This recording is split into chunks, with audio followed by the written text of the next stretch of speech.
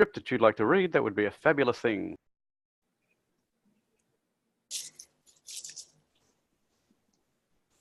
Hello, welcome to Global Trainer Online. It is great to see you. My name is Asil and I'm your surgeon at arms for today's meeting. We are an online club, and before we start, we would like to invite you to adopt the following club protocols for the benefit of everybody in attendance. You are encouraged to use earphones or headsets while speaking during the session for improved audio experience for the audience. If you're not speaking, kindly mute your microphone. We would like to provide as noise-free an environment as possible for our speakers. You can find the microphone button at the bottom left of your screen, which you can click on mute or unmute yourself. We would like to see you during the session, and we encourage you to have your camera on. If you are not able to do so, that is fine. If you have to take care of personal or professional items during the club session, you are invited to turn your camera off. Your own screen activity may be distracting to your audience. You can turn on or off your camera by clicking on the video button located right next to the microphone button. Furthermore, we would like to inform you that this session is being recorded, and the recording may be used for the club's public relations activities. If you would not like to be recorded during this session, kindly turn your video feed off. You may also chat with individual members or everyone in the meeting. To do so, click on the chat icon at the bottom of your Zoom window to open up the chat window. Kindly avoid posting messages in the chat box during a prepared speech. This can be disturbing as well. You are encouraged to show your support by sending quick notes or feedback when the speaker has finished. We also have a view gallery on the top right corner of your screen. You can click on it to switch between different views. Please do not forget to silence your phones and, most importantly, smile. I shall now call upon our presiding officer to open the meeting. Thank you. Thank you, Asil, and thank you for stepping in to do that. That was marvelous, and I'm going to steal that introduction stuff. I'd also like to take this opportunity to thank Nick, to welcome Nick and Philip, who have just arrived, and also Airmen, who is also just arriving. That is a really good thing. My name is Graham Cairns. I am the president of Global Trainers Online, and I am so glad to see you all here. Saturday afternoons are an interesting time for people who, or Saturday mornings or Saturday evenings or whatever. No, actually, it wouldn't be Saturday evening for anybody apart from those in Sydney. It's getting close to that for you guys.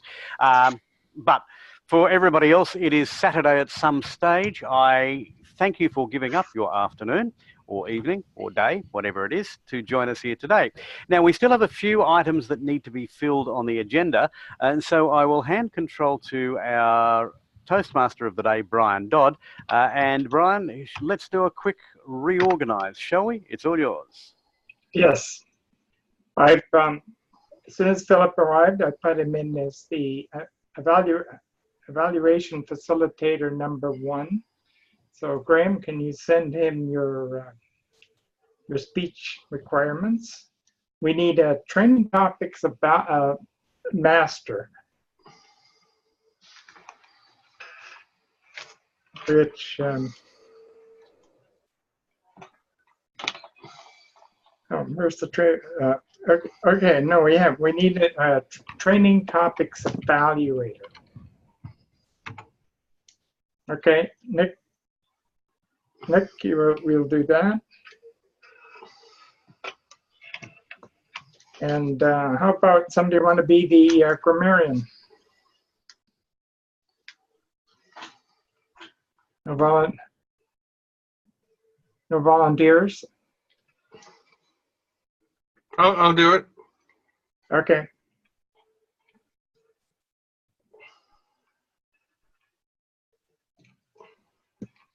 And the only other role that's open is the general evaluator.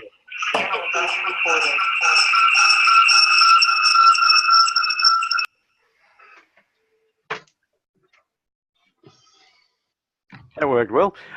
So general evaluator, who's available? We also don't have a tech tips master. Patrick, yes, a bit difficult for you to do, get the agenda, but we'll work something out in a moment. We'll have Samer in there. Yes, Samer, what's Samer doing today? Nothing.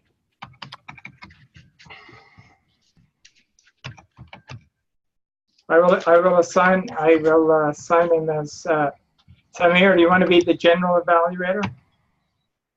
You just have to give the report at the end of the meeting. Okay? Right. All right. I've got enough roles filled now, so we will commence with the meeting.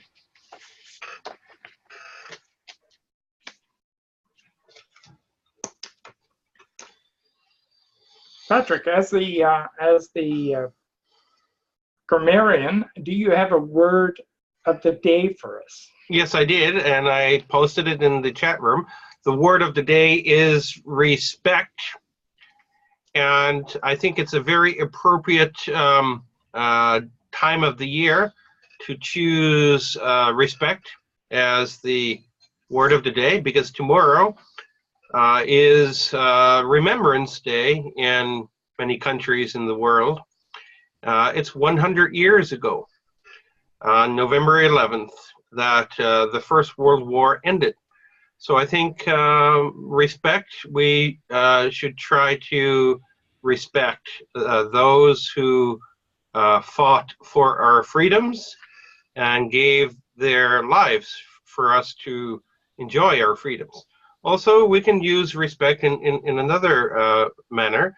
We should try to respect our family members, our loved ones, our spouses, and those that we work with.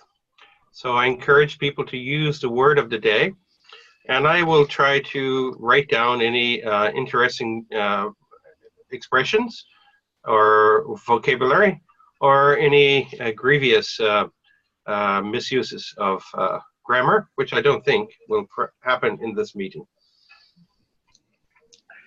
Thank you, Patrick. Asil is our timer, and do you want to show us the devices that you're going to use to indicate the time?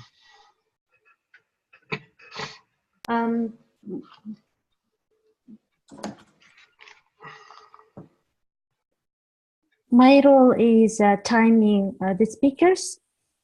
Green will be shown at the minimum time, and yellow will be shown at between minimum and maximum time, and red will be shown at maximum time. For example, if Michelle speaks for 10 minutes, green will be at 8, yellow will be at 9, and then 10 will be at 10. Thank you. Over to you, Mr. Toastmaster. Mr. Toastmaster, I don't know whether you've noticed in the chat box, but Samer has a district meeting which is starting about halfway through our meeting, so he'll be unavailable to be general evaluator. All right. But I can do that. I will fill in any vacant roles that are there. All right, it's all yours. And I notice we don't have Scott here to give us the tech tip of the day. So my tech tip of the day is simply, I forget how many, later on, or on the 14th, I think it is, Zoom is putting on a seminar to tell them what they have introduced to us at their little convention they've been holding. And I recommend to everybody to attend that and learn about the new features. I've seen some of them there, Some of them are not working yet, but I'm excited about what we're going to be able to do with Zoom. And the Zoom master of the meeting is going to be able to control an awful lot more than they did before. So that's my only tech tip. I will forward you an email with that information. So moving along, our first speaker is Graham. Now, does Philip, do you have his criteria for his speech and what we'll be looking for?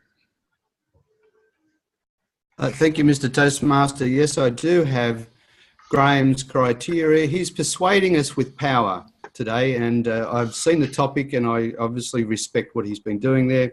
Now, his objectives are to persuade listeners to adopt his viewpoint or ideas or to take some action, to appeal to the audience's interests, and to use logic and emotion to support your position. And Graham, no notes today, my friend, no notes. Avoid using notes in 5 to 7 minutes. So Graham, his speech is from 5 to 7 minutes. Graham, take it away. Thank you, Mr. Toastmaster. Just before I start, I will read the introduction, which I had sent you, but obviously you didn't get it. Graham today is completing another competent communicator manual, redoing each speech based specifically on the advice given to him by his evaluators when he did those speeches 3 years ago. So today he completes that manual with a redo of his number 9 Persuade with Power speech. Tomorrow is a special day in many parts of the world. In Australia, it's Remembrance Day. In Britain, the same, or sometimes Poppy Day. In others, it's Armistice Day or Veterans Day, but whatever it's called, for many, this weekend is a chance to reflect on the sacrifice of those who have fought for us. To mark the occasion, Graham today presents a personal reflection on the nature of sacrifice and on the lessons we learn or ignore at our peril. So Graham Cairns with Lest We Forget. So now I'll get started. Madam Timer, start his time as soon as he speaks. Where is it? Go ahead, Graham. I'm just looking for my PowerPoint presentation, which appears to have gone walkies. Sorry, I will only be a moment when I bring it up again. And now it should be available.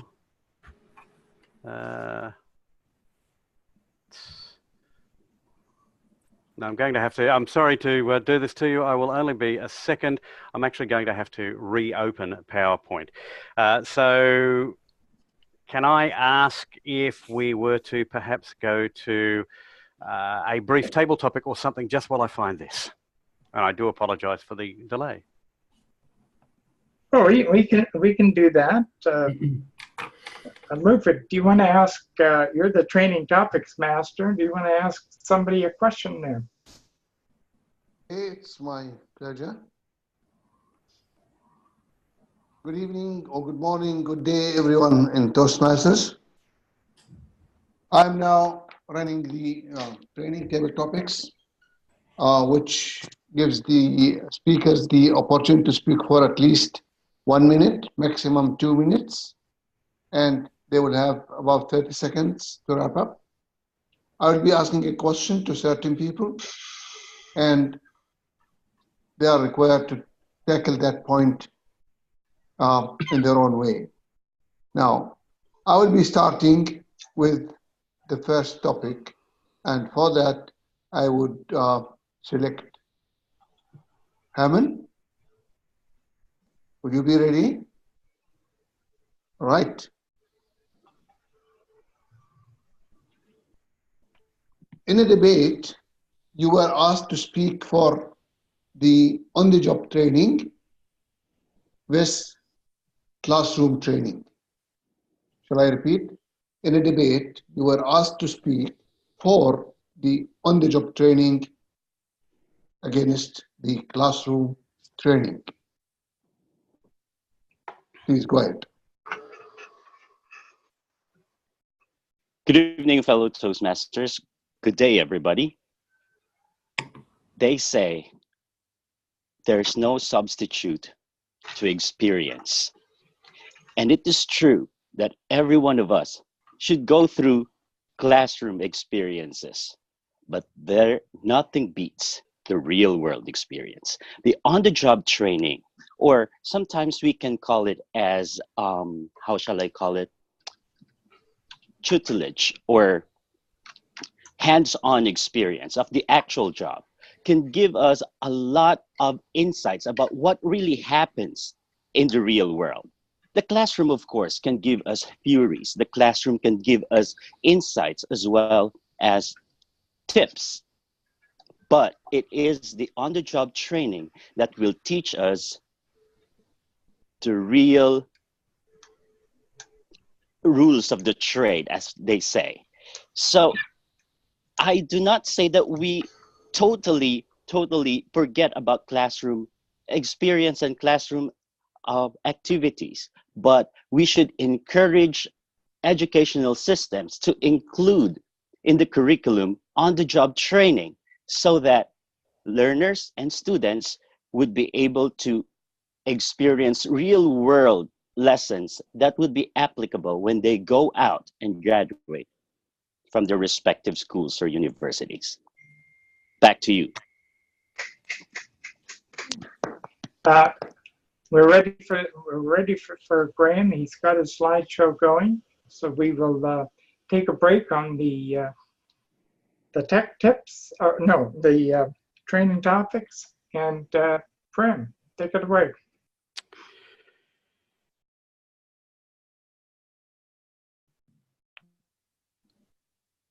Now, play, PowerPoint, play. I still choke up when I think about it. Hundreds of plaques, each one representing a young life snuffed out, building a railway line that their countrymen would have destroyed before it could be used in any case. Scores of names on a wall, memorialising men who died when their ship was sunk without warning after the sneak attack at Pearl Harbor. Thin planks of wood, the sleeping place of prisoners who faced privation, starvation, distress. Whenever I travel, Mr. Toastmaster, friends, I visit places of reflection. I visit places of distress. I visit war memorials. I visit cemeteries. And every time I do, I grieve at the losses, at the waste, at the sheer pointlessness of the shedding of precious blood. And it disturbs me every time. And yet whenever I travel, I go to these places. Why do I do so? Because, ladies and gentlemen, lest we forget. The men and women who are memorialized in this way died so that we would have the chance for freedom. They gave up their freedom so that we could have ours. At Kanchanaburi in Thailand, we allocated a day to travel up from Bangkok to pay our respects to the prisoners who died building the Burma Railway. We visited the museum near the River Kwai to see how POWs from Australia and Britain and other allied nations lived and died, forced to build a rail line that only would have helped their tormentors if it had been completed. And while I was in the River Kwai, I stood amongst the gravestones at the nearby war cemetery, reflecting that these men had all been so very, very young. In fact, most of them were younger than my son at the time. And I freely admit, I wept. And I cried again as I stood above the watery grave that was the USS Arizona, one of the ships destroyed in 1941, when wave after wave after wave of enemy ships flew down, dropping their cargo of death and destruction. While we were in Hawaii, we visited the National Memorial Cemetery of the Pacific. This is the final resting place for 34,000 men and women who served and died for their country. Now, here in Australia, we visited war memorials at Canberra and in Sydney and here at home in Brisbane. And yet the interesting thing is I don't actually know any of the men or women who are being memorialised. Oh, I had an uncle who was a prisoner of war, that's true. And I had a father who served for nearly 3 decades in the Navy. I even did a short stint in the Navy myself. But I have no direct connection with the dead whose names we see listed. So why do we go? Perhaps a better question is, how could we not? I live a life that is blessed. I live in a time when it is possible to travel for leisure in a way that my forebears could not have even imagined. I have a lifestyle that is only possible because I live in a society that is free and open and remarkably wealthy. But that lifestyle was paid for. Now, the price is not one that I've had to pay, but those that have gone before me have done. I was reminded of that as we were boarding the train that travels along that infamous Burma railway. And we're at a village called Wang Po.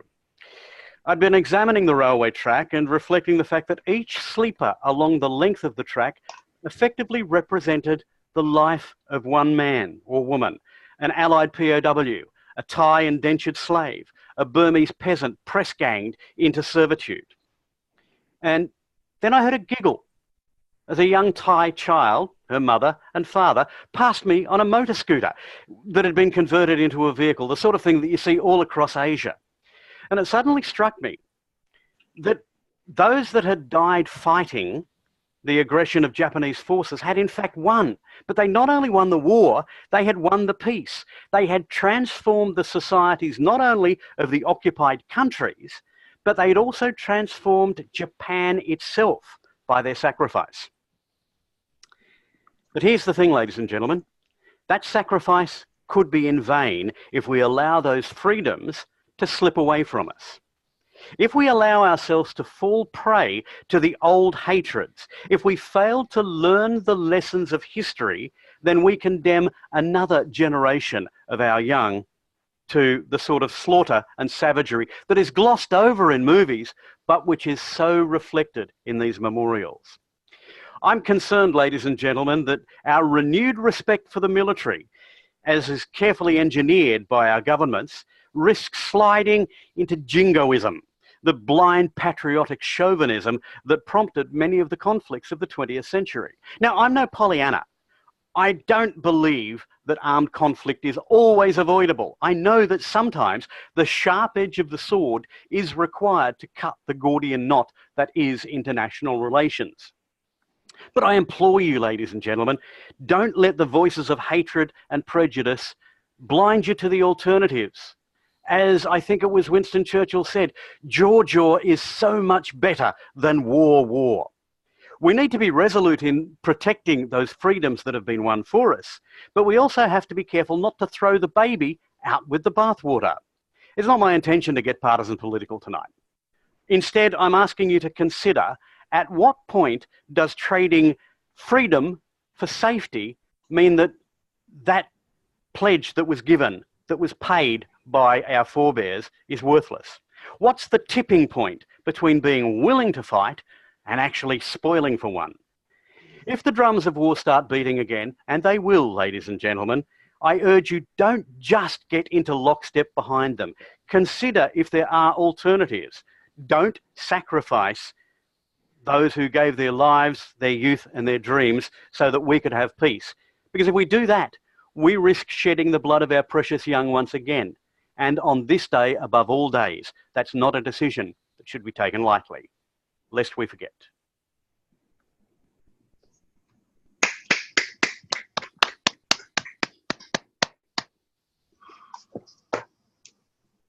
That is a very moving 7-minute presentation, Graham, and we all thank you for it on this particular day of remembrance. Our next presenter is working from a cell phone. And this is the thing about Zoom I love, is that you can just use your cell phone and work your way in there. So Patrick is the facilitator for Michelle. Patrick, have you got the background information you need for Michelle's speech? Just wait a second. Okay. I was under the impression that I was just the what can I say? What's the role? The evaluation facilitator. So I wasn't quite sure that I was actually Michelle's evaluator, but now I have her evaluation form. So yes, I can do the job. I'm up to the task. The purpose of Michelle's distinguished Toastmaster second speech is for her to demonstrate her skills as a leader and a public speaker. And the purpose of this second speech is for her to share some aspect of her experience completing this project. And I look forward to her speech.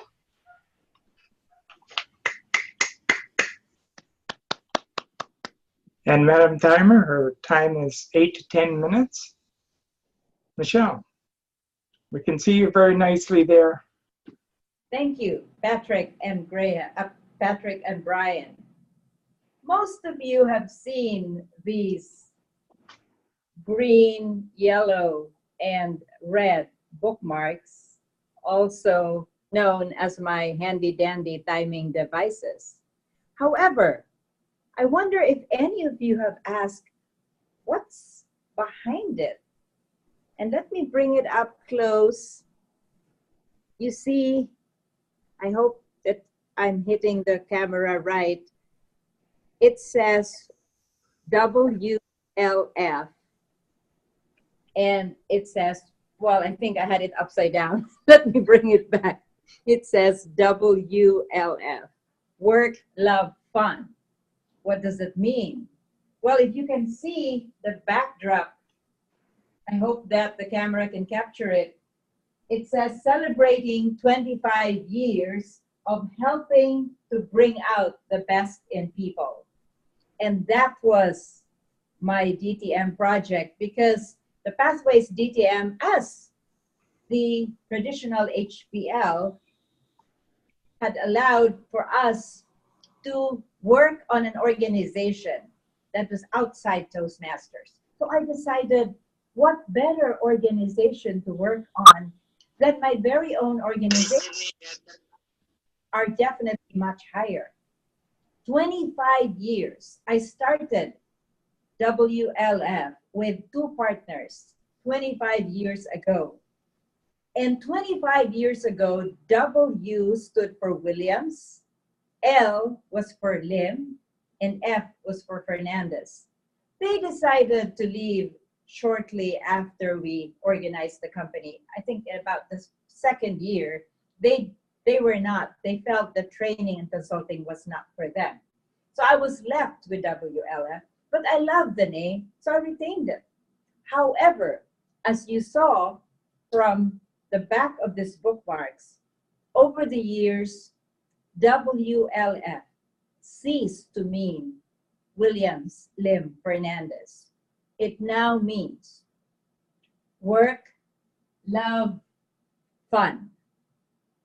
And how do you revive a company that for 25 years has not really been functioning at full speed or at full capability?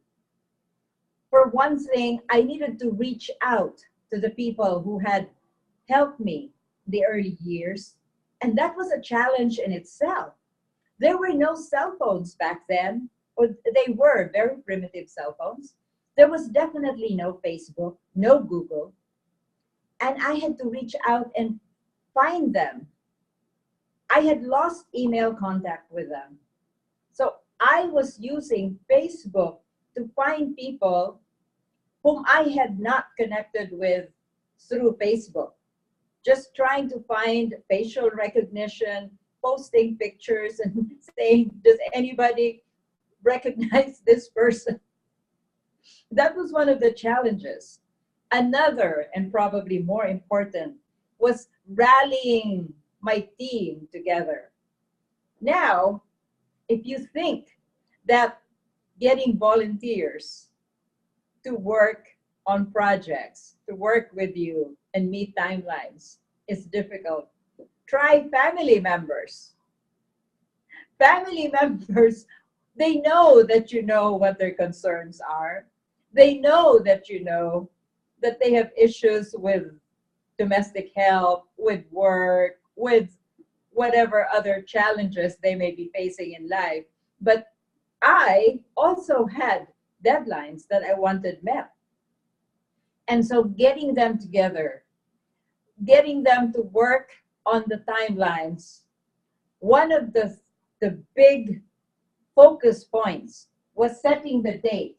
25 years, we celebrate that October 25, which was a couple of weeks ago. So we were working towards that date. And knowing that you could not move that date, there was no way you could set it aside because we had already put out the announcements and we had booked the place. That helped us to stay on focus.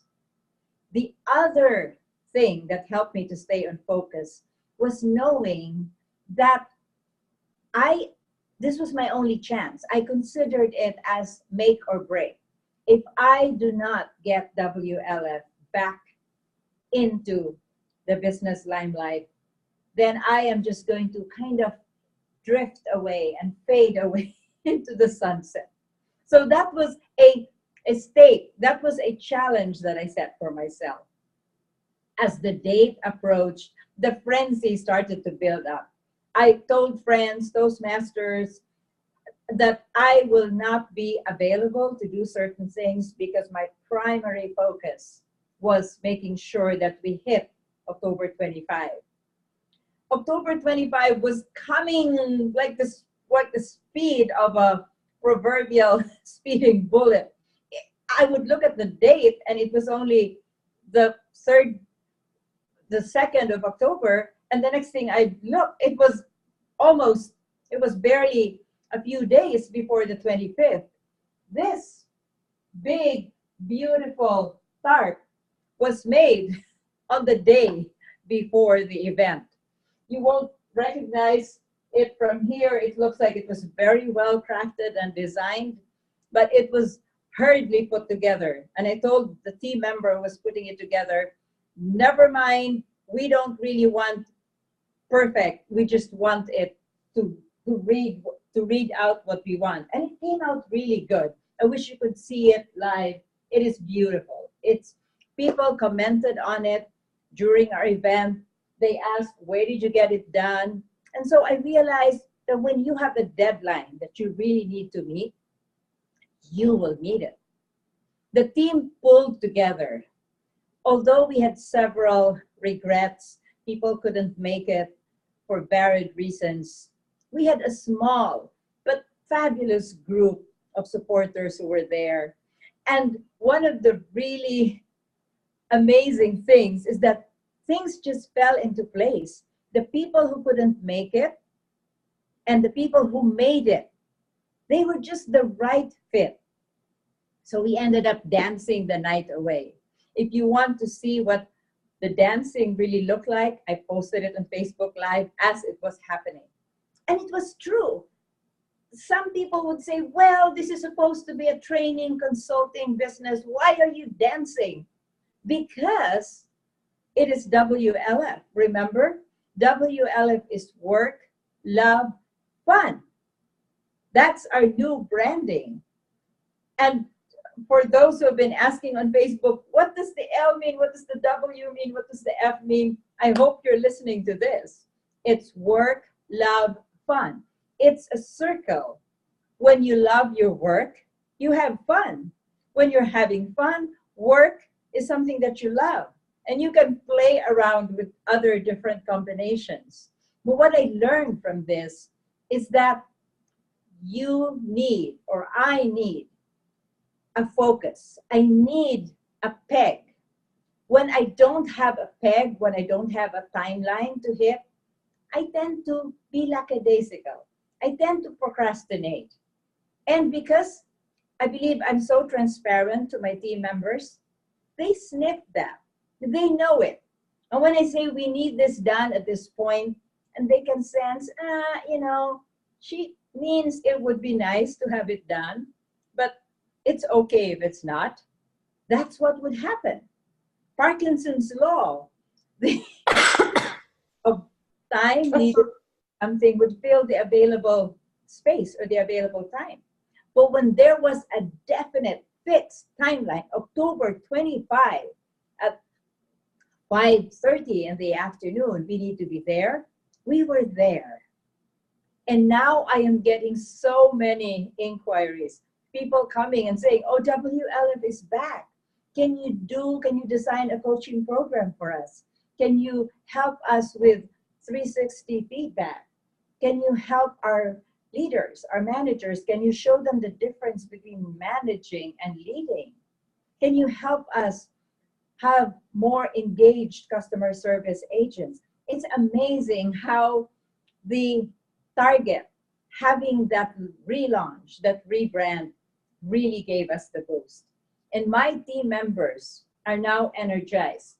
We are going to have a meeting next week for our post-anniversary planning session. And we are starting to dream big. We're even thinking of having our own little training center where we could hold seminars and people could come. And that's just the beginning. So, my friends, this was my DTM journey. I could probably have made it a lot easier if I just did something Toastmasters, organized something with Toastmasters. And although that would have helped Toastmasters, this was more challenging because the stakes were real. The company is real. WLF is back and it is here to stay. Let's all have work, love, and fun. Back to you, Mr. Toastmaster.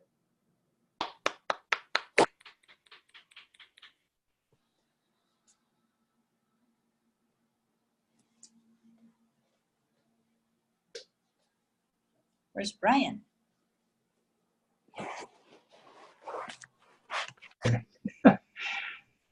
I will add another little, thank you, Michelle. I will add another little tip there. You saw that I was displaying the timer on the screen, and I'm assuming that the speaker can see that, even though it's very small, but it's great the way to do that. And I have to get whatever everybody's using with that background becoming part of the color of the card. I think it's fantastic, but I haven't learned how to do that yet. So now we move back to our training topics master to carry on and keep asking some more questions. And he has a little bit of time because on my on the next portion after that doesn't start till 52 minutes after the hour, wherever you are. Perfect. Back to you. Okay. Thank you, Brian. Thank you very much.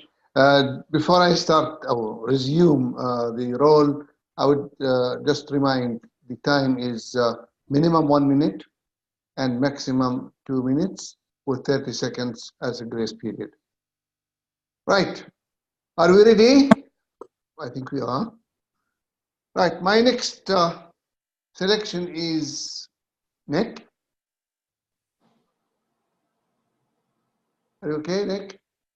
Right. Yeah, I'm also the table topic evaluator as well.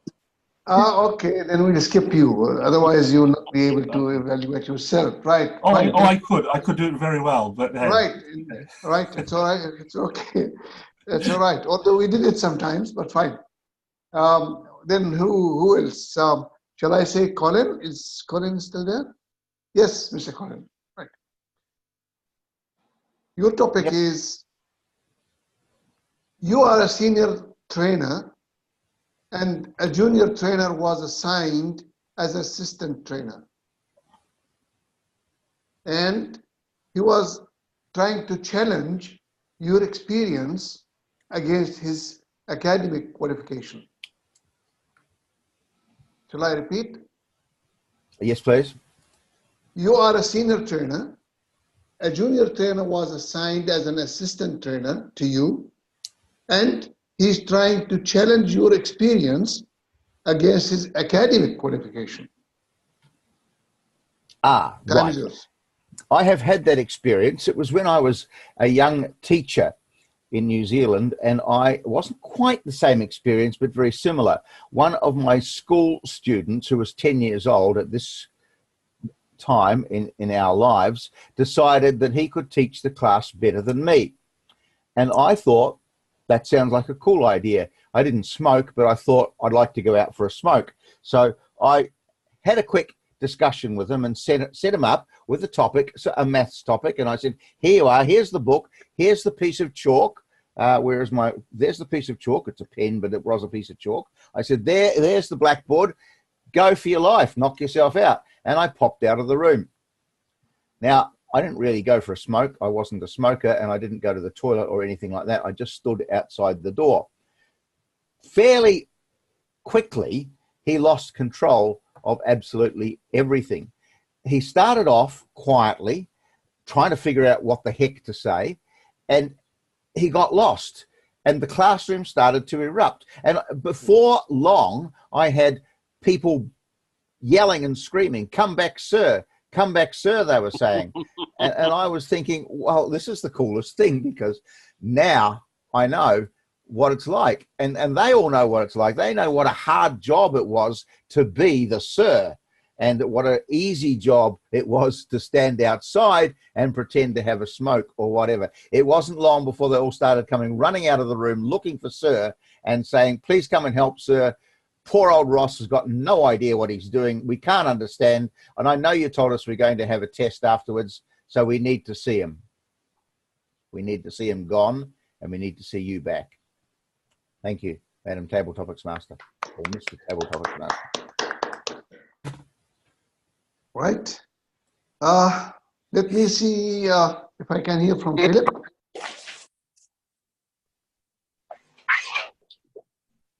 Philip, are you ready? Hello, Mufid. Hello, Philip. Yeah. Right. Philip, you have been assigned to review the pathways scheme. Give recommendations whether to continue in pathways or revert to the conventional system. What is your recommendation and how to support it? Shall I repeat it, or is it okay? No, that's fine. That's fine. Right. Well, thank you. And wow, this is an interesting topic. I'm not sure how long I should take, or absolutely say nothing at all, because because I'm in the middle of helping out some new people, and in doing so, it's proving a little difficult for me to be able to help them. Now, I've been a member of Toastmasters for 18 years, and in that time I've helped many people discover the program and be able to help the program. And I'm feeling a little lost at the moment because I don't know what the program is. I understand that it's about speaking and leadership for sure, but there are certain aspects of the interaction between human beings and the program which I'm finding a little difficult. And it's not just me. I'm not because I'm computer illiterate. It's because that some of the aspects and some of the understanding of the people are just proving a little difficult. So while I would suggest that we persist with the program because that's our determination, I would also like to suggest that there might be some opportunity for improvements along the way. Now, how those improvements will be facilitated, I'm entirely not sure. But I would like to think that just because we have a program that's taken a little while to get ready, that there won't be some possibility of making some improvements, just as the old traditional program did from time to time. So thank you for the topic, Mr. Topics Master. I'm looking forward to working with both programs for a short while yet. Thank you. Okay, thank you very much. Who is next? Shall I say Brian? Brian? I'm here. Yeah, all right, good. Now you heard Hammond.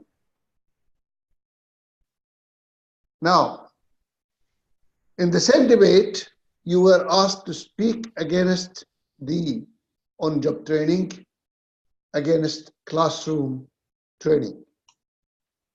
So you are in the same debate, you have been asked to speak about against the on-job training with classroom training. What is your opinion? I'm speaking against what again? Right. Now, if you heard Patrick, he was speaking for the on-job training compared to the classroom training. Now you will be speaking against it, against the job training, against the classroom training. I'm sorry, I'm using the word against twice. Fine. You are speaking against the job training and for the classroom training.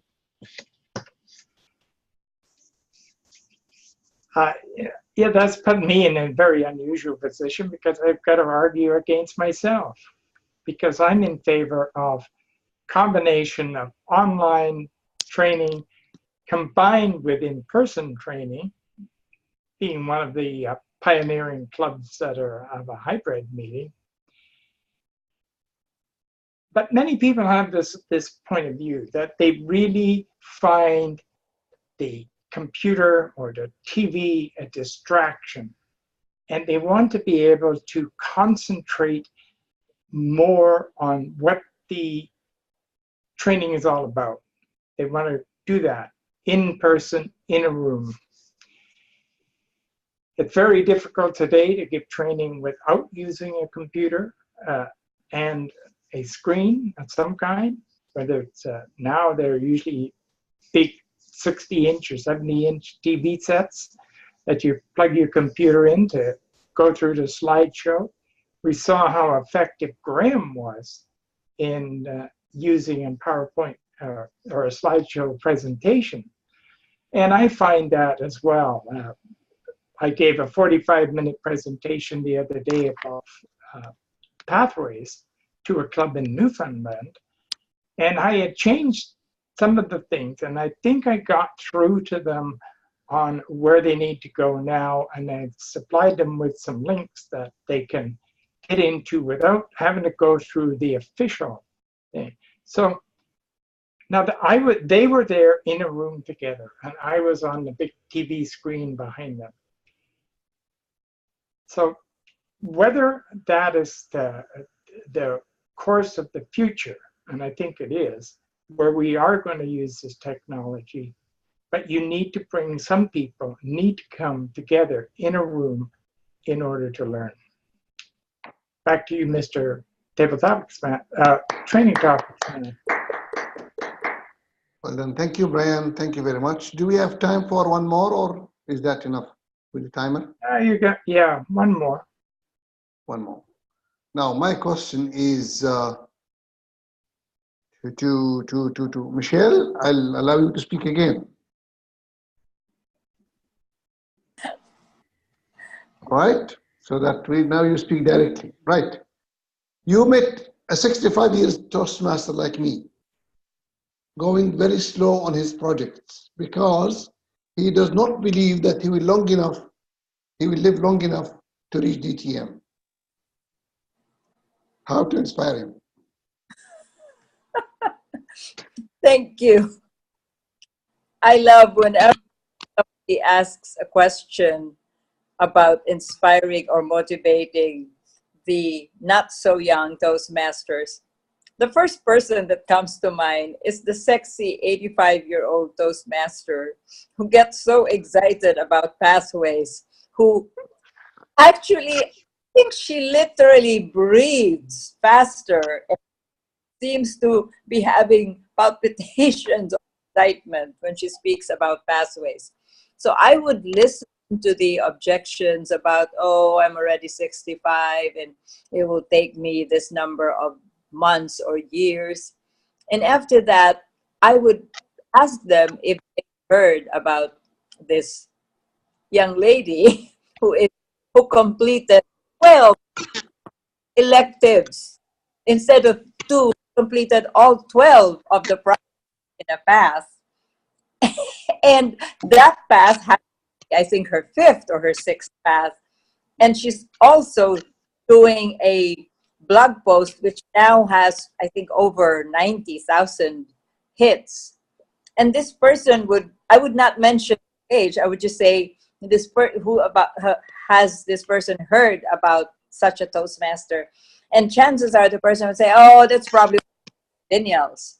And then I would say, yes, millennial twice around, 85 years old. And if Julie can do it, then so can you, because you are 20 years younger than her at 65. And if you want her to speak with you, I'm sure we can arrange time with her. And so I think that posing a real person, a real example, showing that person as somebody who could achieve pathways without excuses, without succumbing to, that was not pronounced well, but anyway, falling prey to potholes, would inspire anyone, 65 years old or otherwise. Back to you, Mr. Training Topics. Madam. Thank you. I think this brings me to the end of the table topics session. I hope you enjoyed it, and back to you, Toastmaster of the Day.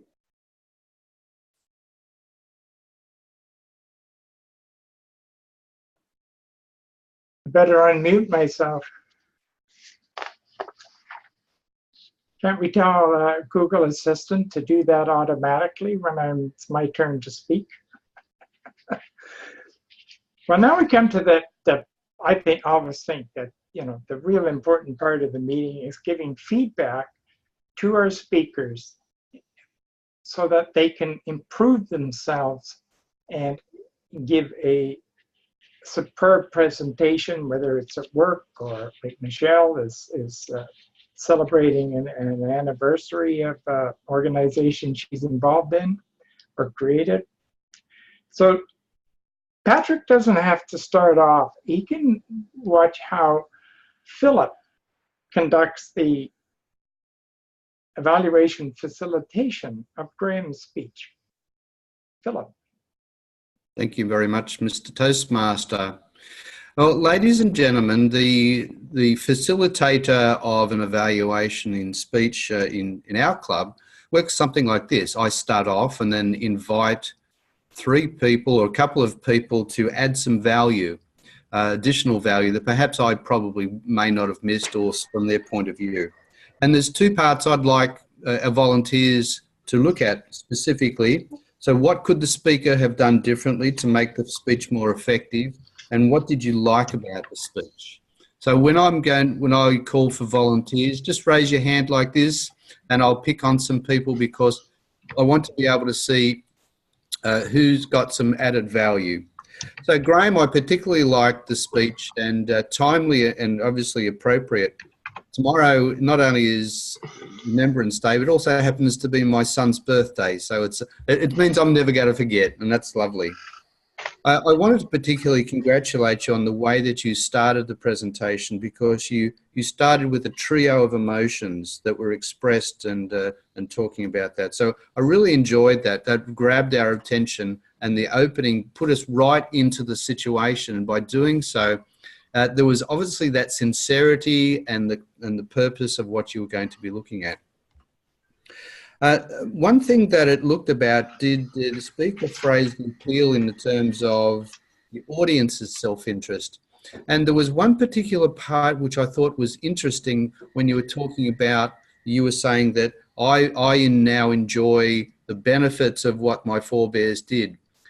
Perhaps I might have suggested that you said we enjoy the benefits of our forebears rather than just have it yourself. And that could have brought all of us in just to reflect that we absolutely do enjoy the benefits of our forebears, obviously by that as well. I love the sentiment of that, but I also think that by bringing that in would have been better. I particularly like the phrase, the sword to cut the Gordian knot. Wow. I'm not even sure I know what it means, but it was so expressive and so well delivered. I really enjoyed that. But it does mean I'm going to go and look that up. And because you brought that in, and used particularly well-timed and well-selected photos. I also thought that was valuable. So now I'm going to open it up to our audience members or the other audience members to see. Once again, just put your hand up and I'll invite you to express something that you thought he could have done better or that you particularly liked about his presentation. So do we have any volunteers? Yes, thank you, Mufid. Right. Well done, Graham. I think you've done well, and I think Philip has mentioned it all. But I have only one little note. I think this project, it's number 9, inspiring the audience, and I think we should have, or the speaker should avoid using notes. That's one of the objectives. Now, from the way we have seen you on the screen, I think it's either you are talking to us on the screen or you'll be reading from a paper. So for the audience, I think you looked like reading from a paper. I wonder if that was the case. I think that should not, be obvious for people at least, right? Otherwise, I think it was a great speech. Thank you very much. Thank you, Mufid. Thank you. Yes, Michelle, thank you. Yes, I like to dovetail on what Mufid said. Maybe just fewer slides, because one thing, too many slides, and I was a bit distracted by the clicking sound of, I think it was your cursor. I think that one with the roses would be very powerful, but some of the slides could have been done away. I think in this case, it would be a real case of less is more. Back to you, Philip. Thank you very much, Michelle. Yes, just on that, I wanted to add that Graham shared with me that he did automatic timing. So automatic updates to the slides. So he didn't have to click them through. They were timed and then they came up and led him into it. So I thought that was pretty brave. I like to have control of where the slides go, but good observation. Thank you, Michelle. Do we have any other person? We'll just add one more. Thank you, Brian. Yes, Brian. One of the new features that you can use, it may not be quite as new, but you can, if you want to, you can decrease the slide portion on your screen by, there's an invisible line there between the speaker's view, the speaker who's speaking to you and his presentation. And I find I do that, I center it, and then I can watch the speaker and get that feeling that I'm more involved than just having the slides. And that's under everybody's control. Okay, thanks very much. And maybe we need to run a little training on that. So time's almost up, and I just want to wrap up. So Graham, I particularly liked the timing of everything. The structure was particularly good. I would like to see a little bit more time allocated to the persuasive part, the part where you'd started to talk about how we should appreciate it and not so much take everything for granted. In doing so, this will add to the great passion and sincerity and obviously your knowledge and viewpoint on the topic and the material. So thank you very much, Graham. Back to you, Mr. Toastmaster.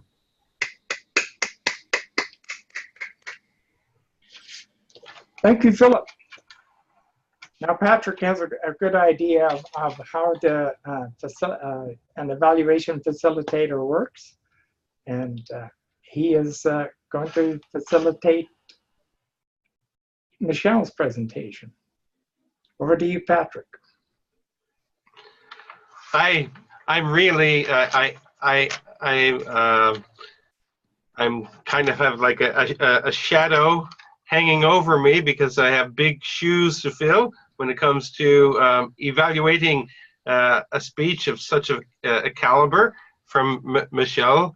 And one of the things that I really enjoyed about her speech is standing up, because in online clubs, so many people sit down in their chair, but she took the time to stand up and to give her speech. So, and that takes a little extra effort because you have to check out your camera.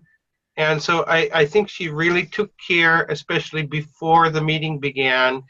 And so the added bonus of that is that you could see her hand gestures, her arm movement, and her eye contact a little better than if you're sitting down. So that's just a few comments to open up the evaluation. And I would like to ask for people to put up their hand if they would like to add some positive feedback or some constructive criticism. Okay, thank you, Mufid. Okay.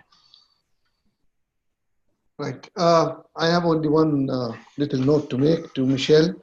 I think at most of the speech, you were looking backwards to look at that work, love, and fun logo. When you're referring to something, I think you should not give us your back. Maybe it's only possible, or whatever. It is enough and adequate, really, just to raise your hand to the backwards. That could be the one, because most of the speech you are looking backwards. Thank you very much. Fantastic. Thank you very much. I believe Graham had his hand up. Yes, Mr. Facilitator. The only observation I would make for Michelle is that this speech has a specific objective, and that is to ask that the members should strive to achieve exemplary ratings on every criteria for this speech. And while I recognise that Michelle had some difficulties, not least of which that she was using her phone rather than her MacBook today, I'm not sure that Michelle was able to use the backdrops as effectively as she might. We just heard that a lot of the time was spent facing backwards, which is a problem. And as a trainer, I recognize that it's difficult. Sometimes you've just got to work with the equipment that you've got. But Michelle, where possible, try to have a second device in front of you so that you can see what it is that we are seeing behind you, if that makes sense.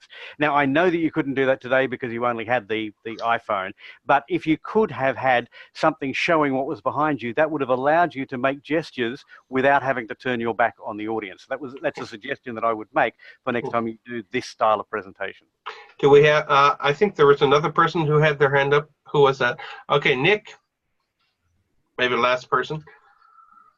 Hi, thank you, Mr. Facilitator. I just thought it was a fabulous presentation. I think that there were times when it was really apt for Michelle to be further back from the screen and showing us the backdrop, and there were plenty of opportunities for her to come forward and let us see her expressions, more minute body language into the screen, because we didn't always need to see the backdrop. So I felt that it would have been a little bit more effective to actually come closer rather than staying back all the time. Thank you. Well, Nick, you just took away what I was going to say, Nick. Welcome to the joys of being a facilitator. Exactly what I was going to say. I think, I'm not quite sure, but I could probably sense there might have been an issue with space or a constraint with space, and it probably would have been good, like Nick said, to kind of move in or out. You're standing up, and your hand gestures were fantastic, but try to move around a bit, and we call that staging, and I'm sure most of you know what staging is, but you don't have enough space for staging. Having said that, I really enjoyed the fact that you kept our attention with your vocal variety, and that's your strong point. Your vocal variety and your pace. You're definitely a good speaker, and I've listened to you before. You're a great storyteller as well. So try to work on the body language a little more. And also, I'm sorry, trying to engage the audience maybe a little more. Thank you very much.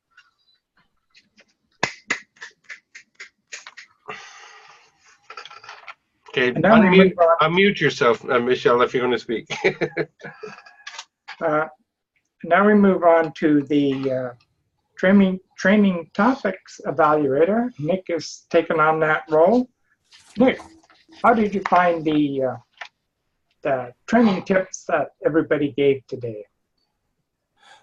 Mr. Toastmaster, fellow Toastmasters, I found it very engaging today. I found it very interesting and very topical. So thank you, Mufid, for doing that for us. Now, can I just double check how much time I have for this slot, please? 3 minutes. Okay, thank you.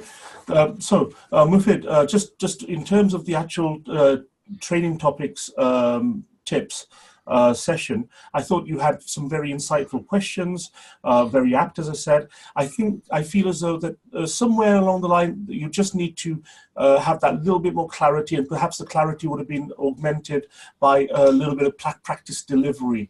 You tripped up on a couple of the words or a couple of the meanings, I think, but otherwise, fantastic running of the session, and you performed well when you were dropped in and brought in early for one table topic and then pulled out again. So I thought fabulous for that. Really good commendation for that. I'll just go through the actual speakers. So first of all, we had Herman, and I felt as though he had a good strong point starting with on-the-job training. I felt as though he had a strong and clear voice and tone, and good structure and hand gestures. I felt as though and this is one of the things I'm looking for today from all the speakers, is the eye contact. And one thing that I've learned, I've only been online meetings for a few weeks now, and one thing I learned is I've got to learn to talk to the camera rather than talking to the screen. Now, for a lot of us, it is noticeable. For some people, it's not. It depends on your setup. So I feel as though the eye contact would have come across a lot better, especially when you're training, especially when you're delivering. You want to actually go and connect to the audience. In terms of the delivery, one more thing another recommendation for Herman is that try and include some anecdotes or examples, and that will help you actually vary your facial features and your tone, and also increase your hand gestures as well now and again to make your tips more memorable. Thank you, Herman. So the next question was for Colin, I believe. Yeah. Colin. So Colin, in terms of what you did what I felt was that you actually understood the question straight away, jumped right in. I've been there, done that. That's what you were saying to us. Fabulous. You were moving your head left to right, but not in a really distracting kind of way. I felt as though you were looking at the whole class. And I thought that was really strong, really good hand gestures as well. And there were times when you actually pulled the pen out and actually said, writing on the blackboard. Brilliant. Great use of the prop there. Thank you for that. And also, you had a very good tone and variation and a very good storytelling style. So thank you. Absolutely great there. I felt as though the recommendations I can give is you were just a little bit off center, I felt, on one side or the other in terms of your shot. And also, if you wanted to accentuate your body language, there are times when you can move further back to see your hand gestures. So really good. The next person was Philip. And again, very strong tone, really relaxed on camera, very good eye contact. And I felt as though you were talking to me. And I felt as though there were times when you could just vary the eye contact. But, not many recommendations I can give you there, Philip. I thought it was fabulous. Thank you for that. So, Brian, you actually had very good clarification. You were arguing against yourself. You had a good, clear speech. You had good hand gestures. You had a really good eye contact. The recommendations I can give you were, I think that from the video, we actually saw your glasses, and one lens was covered with like a screen glare. The other one wasn't. I don't know what to do about that, but I would just recommend you at least take a look at that perhaps. And finally, Michelle, very good training tips. I felt as though with portrait view, we saw your hand gestures very well. Unfortunately, in terms of recommendation, be careful because we saw your thumb and your hand just a little bit distracting as well. So we saw a little bit too much, if you understand that. But otherwise, fantastic, great eye contact, and really enjoyed it. That's all for my report. Thank you very much.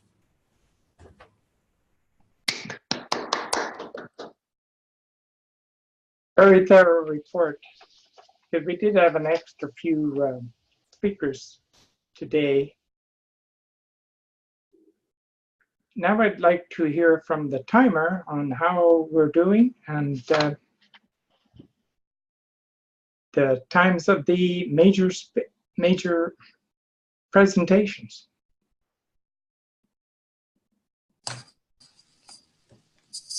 Hello, trainers.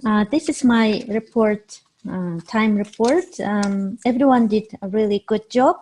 Prepared speeches, Graham, 7 minutes, 2 seconds. Michelle, 10 minutes, 37 seconds. Table topics, Herman, 1 minute, 35 seconds. Colin, 1 minute, 52 seconds. Philip, 1 minute, 51 seconds. Brian, 2 minutes, 6 seconds.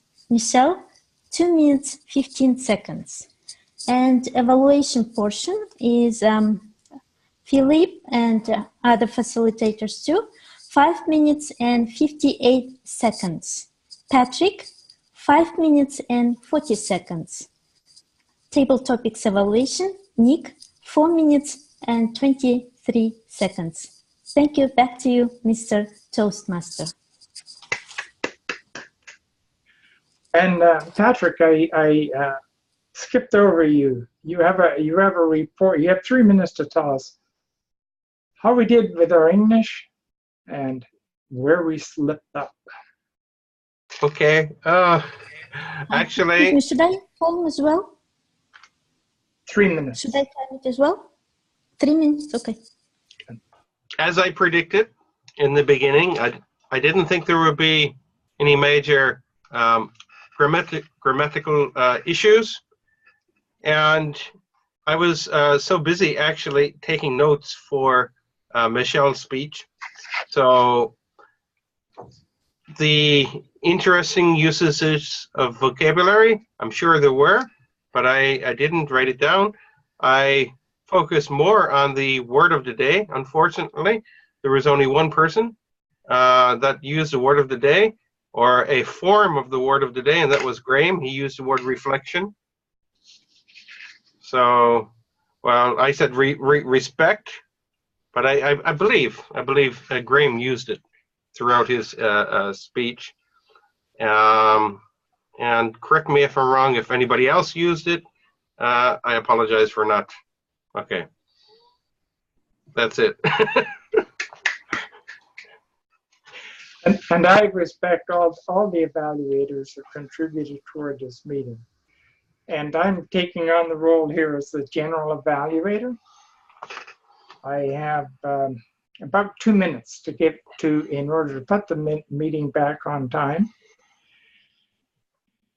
Graham gave us a moving speech.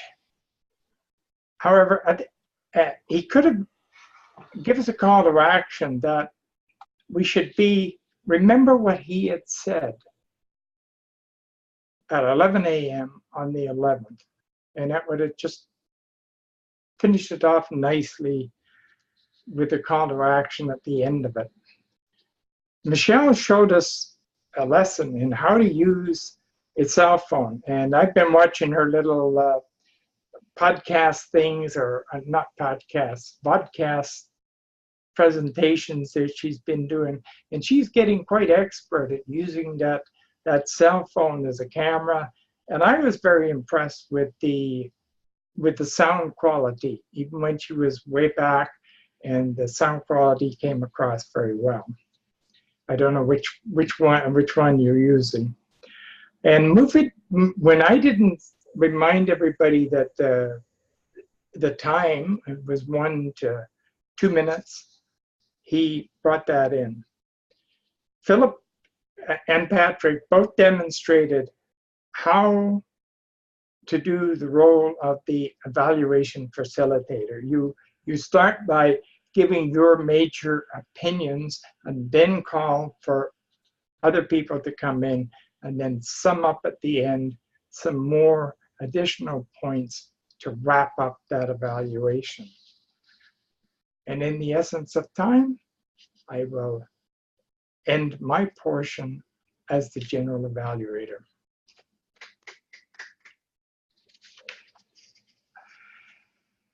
And at this point, I will hand it back to myself as a Toastmaster of the meeting. So I'm going to read from the script here. Thank the general evaluator and return control of the meeting to the club president or the presiding officer. And Graham, you have about 15 minutes to talk to guests and wrap things up. I have the con, as they say in Star Trek. Thank you, Mr. Toastmaster, for doing an excellent job as Toastmaster today. And thank you, everybody who I believe contributed to what has been a great afternoon. We have a number of guests, and I will be calling for guest comments in a moment. And then we've got a little bit of club business to do, not a lot, but a bit. And guests, you're welcome to stay for that, by the way. We have no secret women's business, as it's referred to in Australia, so you're welcome to stick around. Before we get to that, though, let me ask for comments from those who have been guests here today. Nick, I keep catching you at clubs all over the place, and I keep hoping that you're going to join this one. So how did we go today? I really enjoyed it. My apologies for being late. I'm trying to get used to clubs being at either 1 in the morning or 6 in the morning my time, or it's hard work. And you could have had me. I could have actually logged in from my iPad 10 minutes earlier, but I don't think that would have been a great place to be in my bedroom. So anyway, I don't think the wife would have been too happy. But hey, I felt as though I like this club. I like the people here. I came 2 weeks ago. Now, in the last 2 weeks, I've got to be honest, in the interest of transparency, I went and joined a couple of clubs, which are weekly clubs, and what they fit into my schedule right now. I think the Saturday morning slot for me is very good. I just wish it was every week, really, because I'm a kind of person who needs to have it every Saturday, like that. And then I would actually try and make it, I've got nothing else to do really on 6 a.m. on a Saturday morning. I love the format that you have. I love the training angle of it, and I'm really glad I was able to contribute today, and thank you for the opportunity. Thank you. Thank you, Nick. Well, you're welcome to come back on every alternate Saturday, of course. I also have another training club which meets on a Saturday and which we could go online, but it would start meeting at 1 o'clock in the morning your time, and that's probably a little early on a Saturday morning. Thank you for coming along, though. Colin from Mansfield in Victoria, Mansfield in, we don't know, it just says Mansfield AU. Colin, hello. Yeah, Mansfield, Australia. Thank you very much. 12 hours ago, I was on another Toastmasters meeting. It's been a busy Toastmasters day. I really enjoyed this. Hi, Nick. Hello. How are you? You were with me this morning. At least this is better timing than the one I was on Thursday last week, which was at 3:30 my time, AM I'm talking about. But I dutifully got up off my bed and went there. So this is a great time on a Saturday afternoon, late evening, before I go out and get on the slops. So I really enjoyed it. It was a great meeting. I'm sorry, I apologize again for being a bit late. I had some computer issues. My computer just completely, had a conniption fit and wouldn't do anything. So I had to reboot and start again, and I was late. Sorry about that. But I did enjoy it, although I did get a few things wrong when I said table topics instead of training master. But anyway, you'll forgive me for that, I am sure. I enjoyed it very much. I'm going to do my level best to be back each Saturday that it's on. Thank you very much. Excellent. We'll see you in 2 weeks. And you mentioned the confusion between table topics and training topics. That's because when we started this club, we decided that we wanted our table topics to be training related, because that's the focus of this club. And so we thought, well, why don't we do all of our table topics about training issues? And I'm finding that it's excellent because it's really making me think about training in the same way that table topics makes you think about all sorts of stuff. Training topics makes me think about training. So thank you for coming along. Thank you for your contribution, and we look forward to seeing you next time. And my table topic was about training, and it was real. Indeed. Good. Yes, I've been one of those horrible little children, so, but we've all been horrible little children, no doubt. I bet, yeah. Asil, have you joined this club? I don't believe so, but then again, I'm get confused.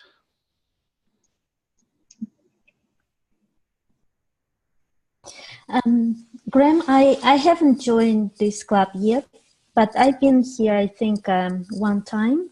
I've attended, yeah, and I really like, because I used to work as a training specialist in Kazakhstan. So I'm always interested in all kind of training. So it's a good opportunity to learn from you and to see how you are doing it. So thank you so much for having me today. And I'm so glad that the internet connection was good. So I did my timer job today. Thank you. Thank you. And thank you, Asil, for coming along and for stepping in to be timer. I thought that was very, very, I was going to say brave, but that's not the word. It was great of you to do so. And I am grateful that you did. Now, Patrick, strictly speaking, you're still a guest because we haven't actually processed your transfer yet. We're going to work on that. We are going to work on that. So you get one last opportunity to speak as a guest. I really enjoyed this meeting, and especially what you're talking about, the focus of the table topics, I should say, training topics. I think that's a fantastic idea. And for myself as a teacher, I mean, a teacher is a trainer. And soon I'm going to be starting making webinars. I need a lot of practice. The focus of my webinars, I'm going to be teaching IBT TOEFL. So I can pick up a lot of tips how to be a better trainer through this club. And I look forward to joining every meeting. Excellent, excellent. Thank you for coming along. And we look forward to you joining and learning from us and us learning from you. All right, so thank you for the guests. Now, as I say, you're welcome to hang around. We don't have any secret business. And what we're going to be talking about is really what do we need to do as a club to keep attracting the quality guests that we are and to have those quality guests join us. We're in better shape than we were a few months ago, but as president of the club, obviously, I would like us to be at 20 members and you know, for us to be presidents distinguished with, 7 months left in the year and all those sorts of things. Being realistic, that's not quite where we're at, but we're not far off it. We get, for example, another CC today with my speech that I delivered today, gives us a CC. Club members and guests, what do you think we need to be doing as a club to encourage guests? Come along, yes, Nick. What numbers are you on at the moment, please? Mr. Treasurer, have you looked up, Ryan? Oh. Pardon? Do you know how many? The fees to join this club? No, just where are we at the moment? How many members? I'm not quite sure. I'm in two online clubs, and I'm the treasurer to both of them. So I'd rather not quote. May I answer? Yes. Yes, we have actual number of the roster. We currently only are showing 9, but that's because we have members in transit that haven't happened yet. Like we have, Patrick and then Mark as well. Also, Mr. Treasurer, we have several members to be who have been literally begging for weeks and even months to get the link. We have Rajan, we have Luis, we have Darren. I believe there are 2 others. So as soon as I get the link out there. No, I've sent everybody the link. So it's in their hands when to pay. Okay. And as one of my other clubs, we actually had 2 people that paid before they ever came to a meeting. I had that happen last week, and I didn't even know the person, so and then he showed up at the meeting and brought his application. That was an in-person meeting, but yeah, I will give you a little report and as soon as I finish some other project I'm doing. Right.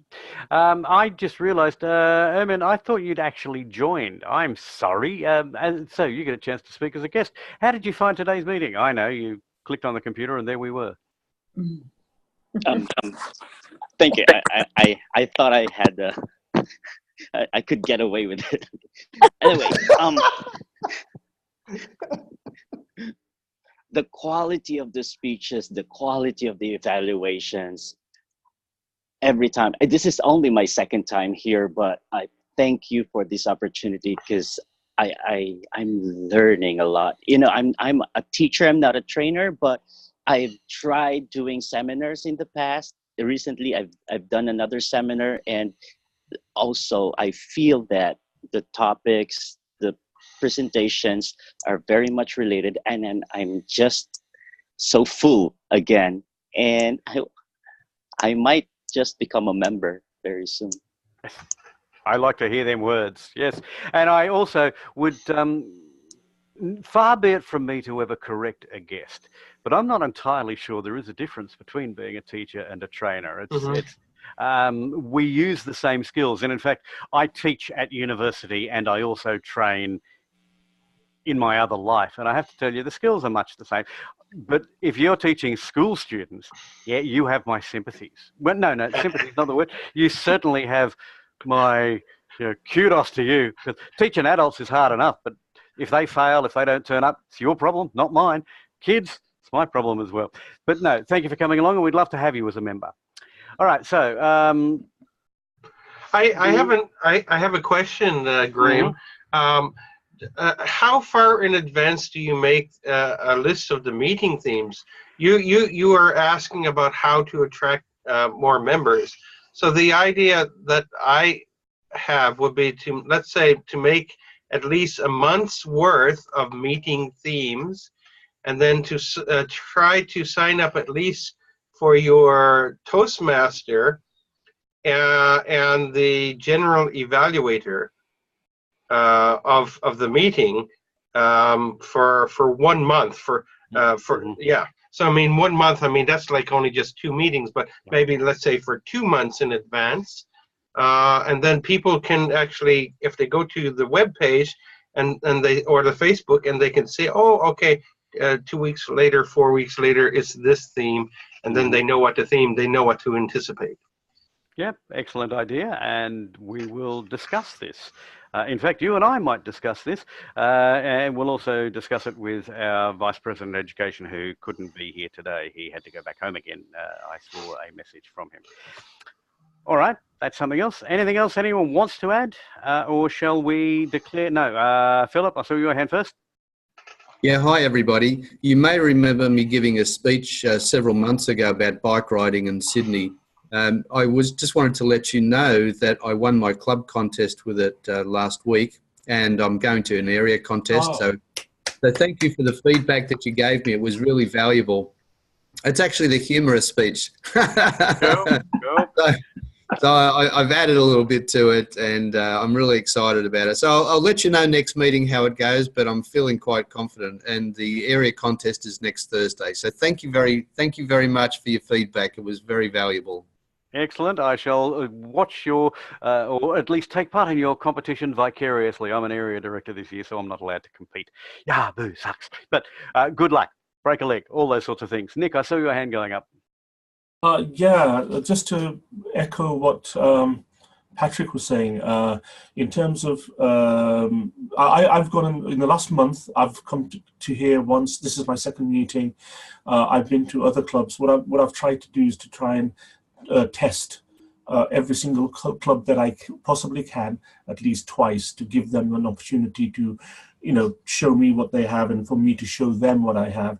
And I feel as though the one or two things that I picked up is I wasn't able to see the agenda today. Even like I didn't know how much time I had as a training topics evaluator. It's just little things. I'll give you an example from my bricks and mortar club. If somebody expresses an interest who's already a Toastmaster member, I'm quite happy to put them on the Easy Speak, put them in a group of visitors to enable them to actually let me know online whether they're coming or not. And if they're already a Toastmaster, if they want to take a role, I'm quite happy for that because I want to include them. And the more inclusive you can be, the way I look at it is, I'll give you an example. We have another club. We have lots of clubs around here. And what I try to do is to treat every single member of those other clubs like my own members. And then it's not like trying to get them to join, is just to actually add to the atmosphere. But then inadvertently, it also means that they feel valued. And also, out of those, I've had 2 of them actually take out dual membership.